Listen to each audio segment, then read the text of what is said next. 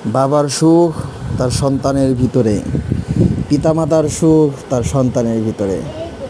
যখন পিতামাতা তার সন্তানের দিকে তাকায় তখন সে পৃথিবীর সুখ পায়। সে নিজেকে ভাবে সে পৃথিবীর ভিতরে সবচেয়ে সুখী।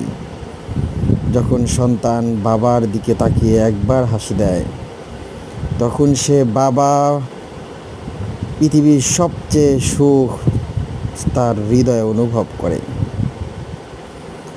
আর সেই বাবা সন্তানকে ধীরে ধীরে একটু একটু করে শেখায়। কিভাবে কি শেখাবে? বাবার যখন বয়স হয়ে যায় তখন বাবার অনেক কষ্ট সন্তান বুঝতে পারে না। বাবা যেভাবে চলাফেরা করতে চায় সেভাবে সে চলাফেরা করতে পারে না।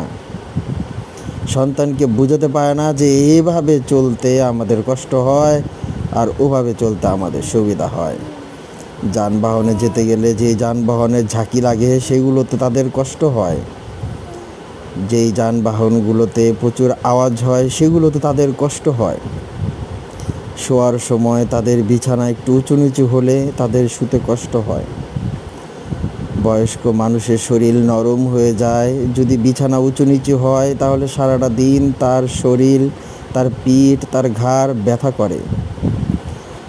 আরও কষ্টের বিষয় হলো বৃদ্ধ বাবা মার রাত্রে মশারি টানায় দেয় না। মশারি তারা নিজেরা টানায়, অথচ সন্তান যদি এই ছোট্ট অল্প একটু কাজ করে তাহলে বাবা মা কত খুশি হয়।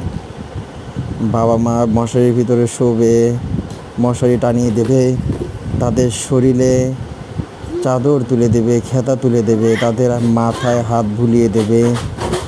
এইভাবে বাবা মা যদি একদিন বলতে পারে আমার সন্তান এইভাবে আমাদেরকে শোয়াইছে, ঘুম পাড়াইছে, কি শান্তি।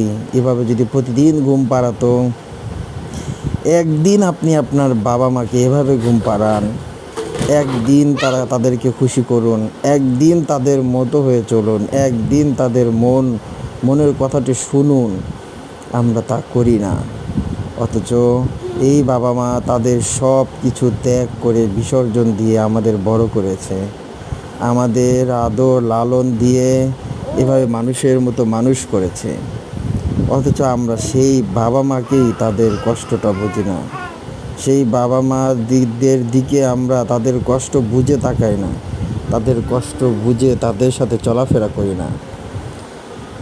তাই আমরা যখনই বাবা মার সাথে চলাফেরা করব, বাবা মার সাথে থাকবো, তাদের মতো চলবো, তাদের কথা শুনবো, তারা যেভাবে চায় সেভাবে